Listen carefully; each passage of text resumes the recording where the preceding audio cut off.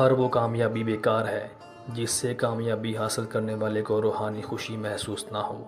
آپ کی کامیابی کا آپ کی زندگی کے لیے روحانی سکون کا باعث ہونا بہت ضروری ہے۔ آپ کو کامیابی ہمیشہ روحانی خوشی اور ذاتی مسرت کے لیے حاصل کرنی چاہیے۔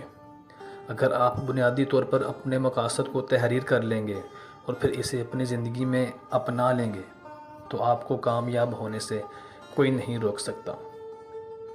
اپنے مقصد کو پانے کے لیے اس حد تک محنت کرو کہ قسمت بھی کہے لے لو بیٹا، اس پر تمہارا ہی حق ہے۔